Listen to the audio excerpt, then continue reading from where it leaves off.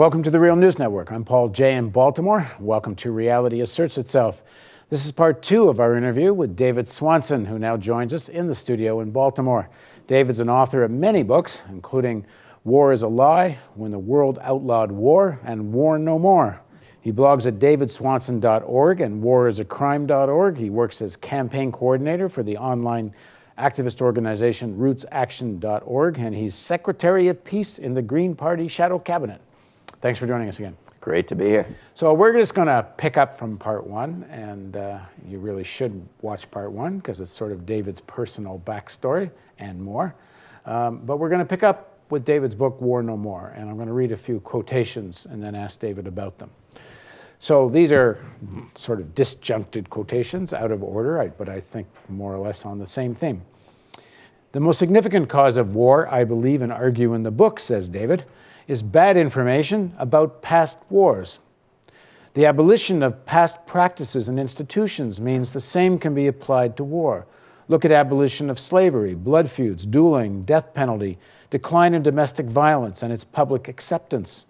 The first step in abolishing war will be to recognize that it too is possible. The anthropologist Margaret Mead called war a cultural invention. It's a kind of cultural contagion. Wars happen because of cultural acceptance, and they can be avoided by cultural rejection.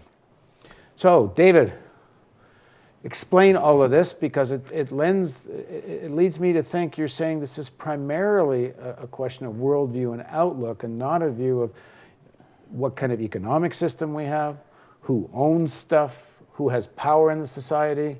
That it's as if you, in terms of Margaret Mead's quote that you use, it's essentially a cultural phenomena. And so if we can get over blood feuds, we can get over war. But I think there are other institutions and factors and cultural traits, from capitalism to racism to xenophobia, that feed into war and that work hand in glove with war and that open people up to arguments for war. But the only thing that historians and anthropologists have found that correlates with the presence of war is cultural acceptance of war. And while we don't tend to glorify it as desirable the way that you heard back prior to World War I, we have a lot of people, the vast majority of people in this country, think it's necessary, think you can't get rid of it. And some of those people think it's part of human nature. So it's important for people to understand that war is relatively new, that in 100,000 years of this species, maybe 12,000 years have seen war very sporadically. They'll tell you there's always been a war someplace, but of course there's always not been a war many some places. Countries have gone for centuries without war. Countries have had war and done away with it.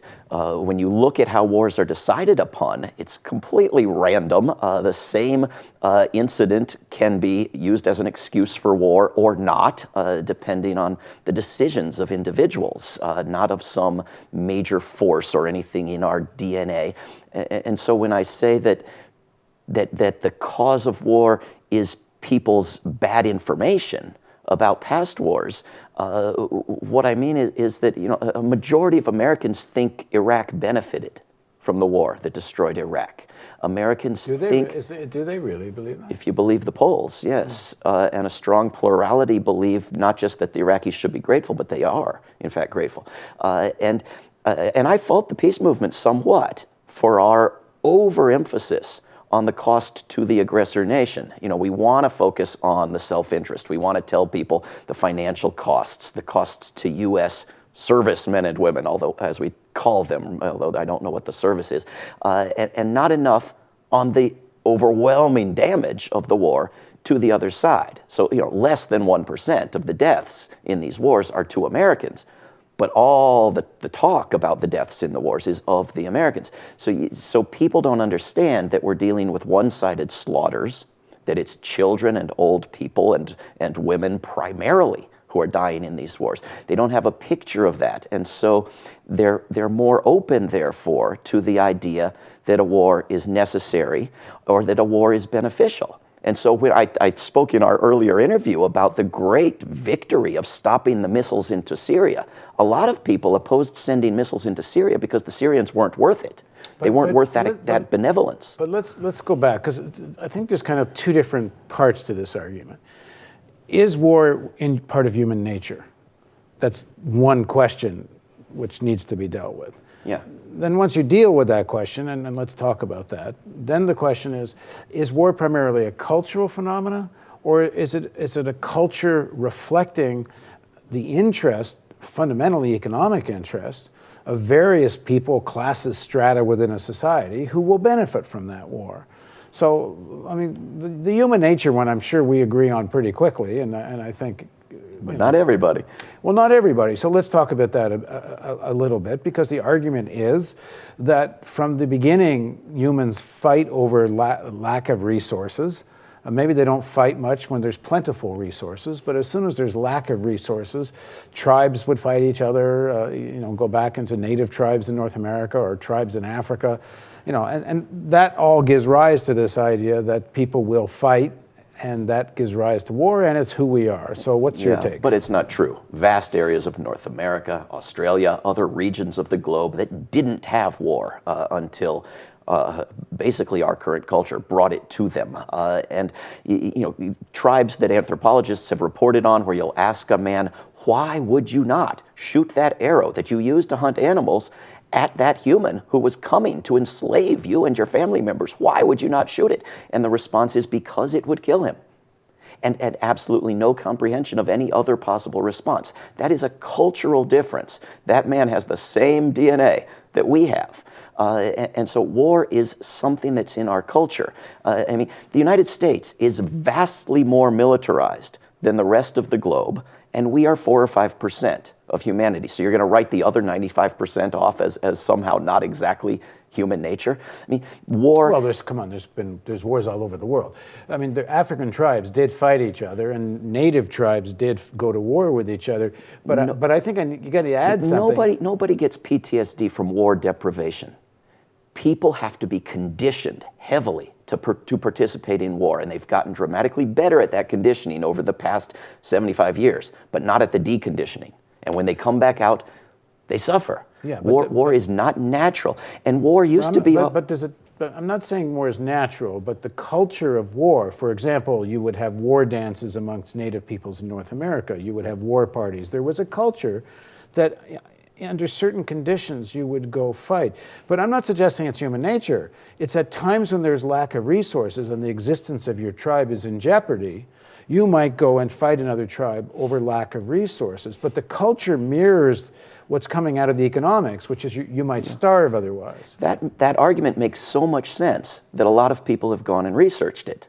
And what they have found is that there is no correlation between population density, lack of resources, and war. Well, then why did native tribes fight each other? Why did certain tribes, often, not always, and not every tribe, but why did they go to war against each other? Well, we should not expect universal rationality from them when we've seen our own insane politicians in Washington, D.C. go to war for irrational reasons. But certainly in some cases, it's over resources. In some cases, it's over grudges. In some cases, it's over territory. In some cases, it's over religious beliefs. And most wars have numerous motivations, and this hunt for the one true motivation is often in vain. But there are Native American tribes that did not have war, as well as those that did, and they both had the same DNA. War, for most of its history, was male. Women have gone into war. Since war has not been hand-to-hand combat, women have been just as capable of participating in war as men. Well, if women can join the war-making human nature, why can't men leave it? Well, of course they can. There's no such thing as human nature. There's human culture. And we have a culture that accepts war. Yeah, I'm not arguing with that. What I'm arguing with is, where does the culture come from? The culture doesn't come out from the sky. The fact, if you want to say war culture drives this, you still have to answer where war culture comes from. It's profitable for certain individuals and companies. Let's go back in history. You're talking now. Let's start origins, because we're talking about, is it DNA or not? So you've got to talk, in terms of development of humans as a species, with very, very few exceptions, and there are some exceptions, most of humanity, most of what we know of human history, there has been war. Absolutely false. Absolutely false.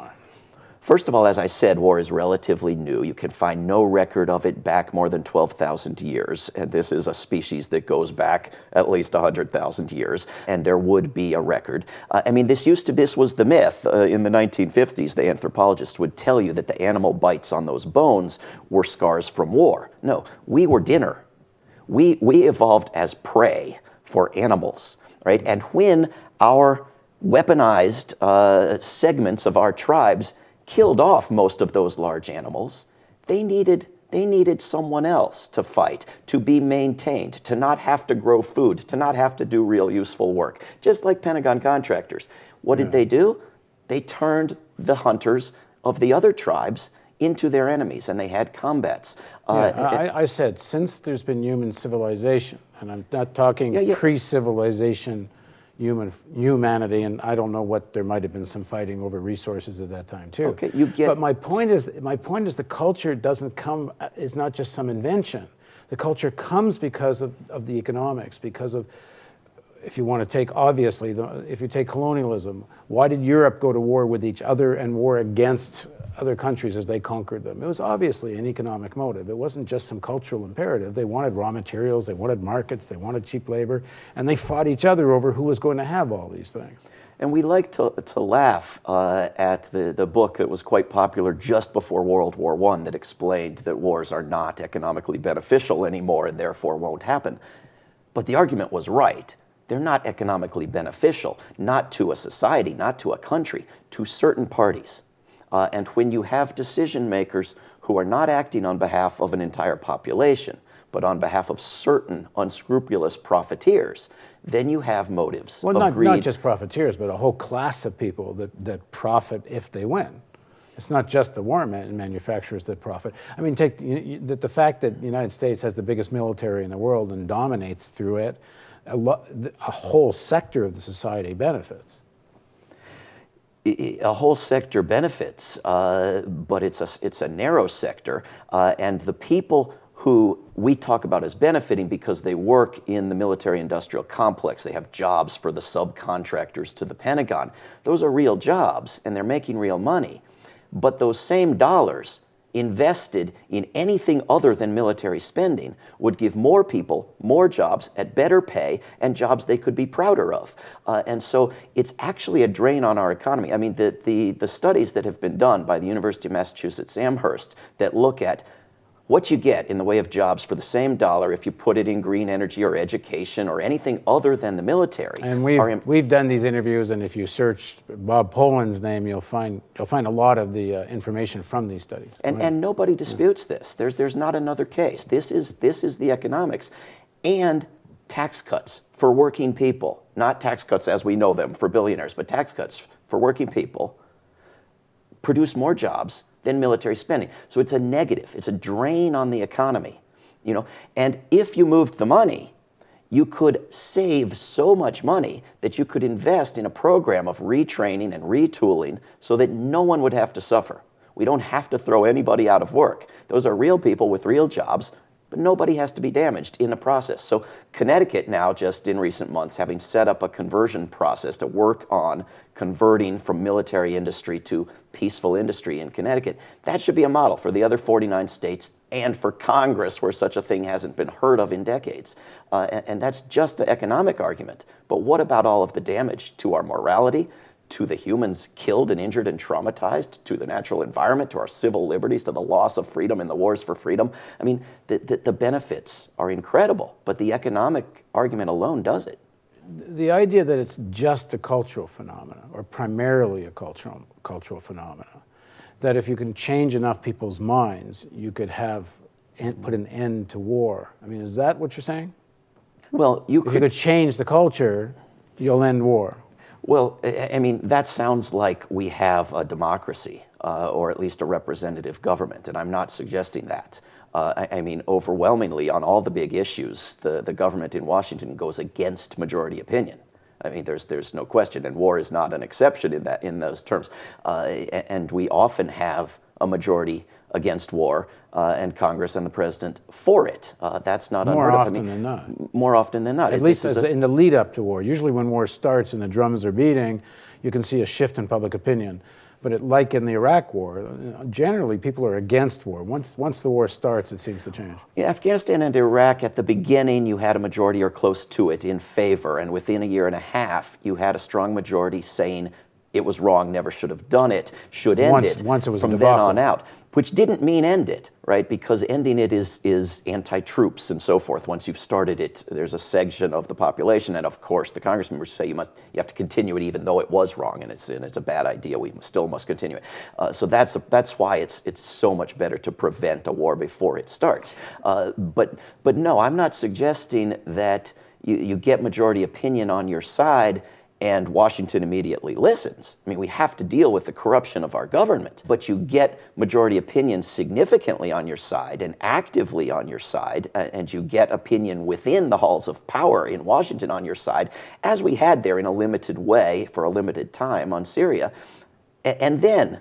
war goes away, and there's not some force of history or DNA or testosterone that's going to stand in the way of that.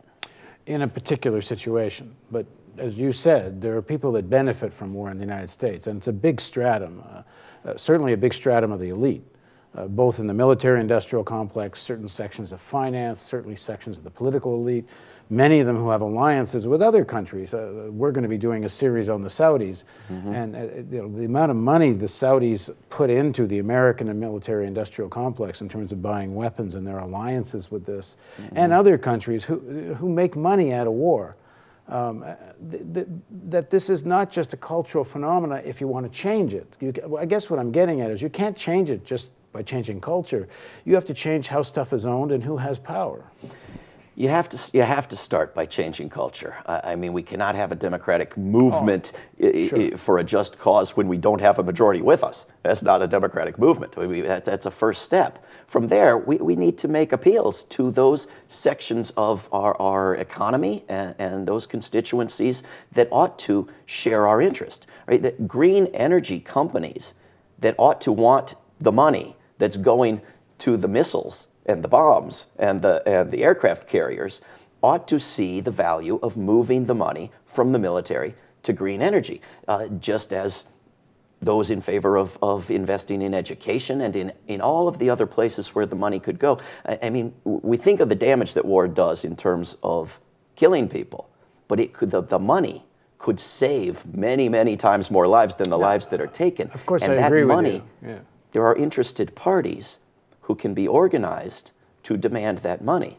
There is another side to the economic pressure if we can organize it. Of course, one needs this cultural shift. You need a consciousness amongst a broad section of the population to change on these issues. But in the final analysis, you need to change who has the power to decide whether to go to war or not. And you have to wrest that power away from people who profit from war. I mean, it's very embedded in the economic system and in the political system. You need to unravel that. I guess what I'm pushing back on, if you just talk about it as a question of beliefs and culture, you're not dealing with the real politics of this. Yeah, well, I don't. And I've put out a book called The Military-Industrial Complex at 50 with a bunch of other authors where we make the case for the sort of coalition that's going to be needed to shut down the military-industrial complex. And it's going to need more than teachers. There's no question whatsoever. We're going to need incredible pressure to be brought against those forces that are pushing for war and imagine falsely that they are benefiting from war with this sort of crackpot realism where they're destroying themselves and everybody else in a process that they imagine is benefiting them personally and defending us from the damage of their past exploits. But we also have to take power away from a corrupt government in Washington and from a single individual in the White House who now need not declare war, can send a flying robot with Hellfire missiles into anywhere on the globe and is teaching the rest of the world that that's going to be acceptable and legal, and you have 80 other nations now with that technology. The United Nations says that it is making a special rapporteur in his preliminary report, a guy who's the law partner of Tony Blair's wife, says this is making war the norm, not the exception anymore.